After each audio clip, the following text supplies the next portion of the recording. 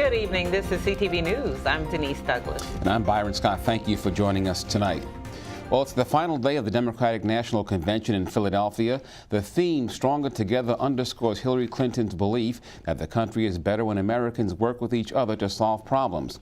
Clinton will formally accept her party's nomination for president tonight. Then, after 3 days of testimonials, she makes her own case, laying out an optimistic vision for the future, in stark contrast to GOP nominee Donald Trump. Maryland Congressman Steny Hoyer says Hillary is the candidate who will unite a nation that is divided. Hillary Clinton is not a divider. She is someone who works hard and is interested only in objectives for the American people, and she'll work with whoever wants to work towards those objectives. I think she's going to show more of herself personally. She may tell a little bit of her personal story. Clinton is also expected to outline her proposals to improve the economy and boost national security. In Maryland and certainly in the 4th Congressional District, pocketbook issues continue to be important. Raising the minimum wage, equal pay for equal work, investing in infrastructure and in education so we can create more opportunities for more Marylanders and more Americans. Hillary will work on the macro issues, national security, economic security, but the macaroni and cheese issues, meaning what are families facing? Right now, one of her top of her agenda is college affordability. Clinton's daughter, Chelsea Clinton, will introduce her mother. Meantime, it was President Obama who stepped up to the podium in prime time last night, delivering a speech that was as much about his legacy as his endorsement of Hillary Clinton. He culminated the 3-day event, praising his former rival and possible successor for her strength, experience, and international expertise. She's worked closely with our intelligence teams, our diplomats, our military. She has the judgment and the experience and the temperament to meet the threat from terrorism. It was an honor to see someone who looks like myself give that speech to the entire world and say that we're stronger together. And when we all come together, we can take on these issues that we're facing. Clinton's running mate, Tim Kaine, who is lesser known in other parts of the country, introduced himself to a national audience. He showed off his Spanish-speaking skills in a well-received speech that also went after Donald Trump.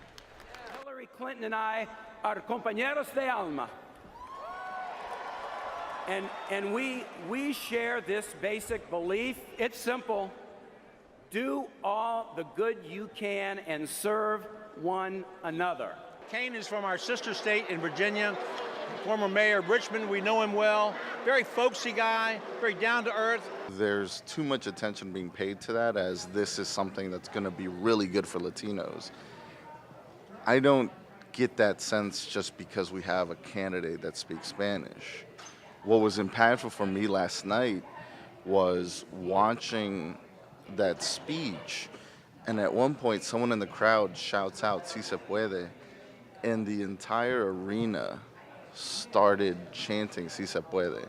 And I'm willing to bet that that is probably the first time in the history of the democratic process here in the United States that we've had a convention where there was a full crowd chanting in Spanish.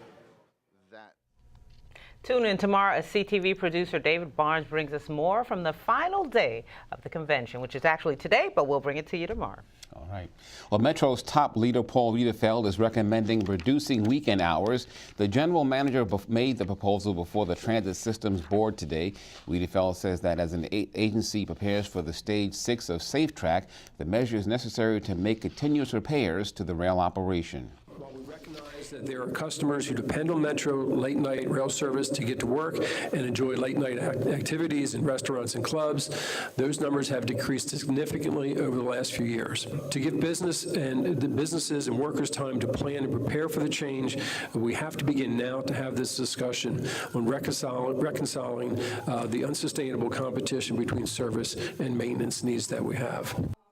Well, MARTA's board will vote on the proposal in September. If passed, a public committee will give its input on what the best approach would be to move forward. Meantime, Metro launches a new online page for riders to measure their personal trips.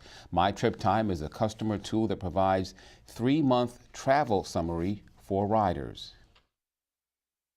The customer's on-time score is calculated by comparing actual travel times when they tap in and tap out with their smart cards to the amount of time that the trip should take when the service is running normally. Metro users can register their smart trip cards to gain access to their accounts by going to amada.com/smarttrip. A 33-year-old woman has pled guilty to killing her child. During the trial, prosecutors said Nargis Sharifat gave 5-year-old Daniel Dana a bottle of medicine to drink, trapped him in her car, and set it on fire. The incident took place last June. Sharifat's guilty plea today came in exchange for a 50-year sentence. And police are investigating the murder of a man in Langley Park yesterday. Authorities found 33-year-old Marvin Diaz Marin in the 2000 block of University Boulevard. They say he was suffering from trauma to his body. He was pronounced dead at the scene. Anyone with any information is asked to call Crime Solvers. That phone number 866-411-TIPS. Authorities have identified the man killed in a shooting in Forestville yesterday morning and have also arrested his suspected killer. 23-year-old Devontae Gatlin of Southeast D.C. is now charged in the murder of 28-year-old Deshaun Chapman of Upper Marlboro. Police found Chapman suffering from gunshot wounds after responding to a call at the Regency Point Apartments. He died at the scene. Investigators say Gatlin confronted Chapman just before the shooting.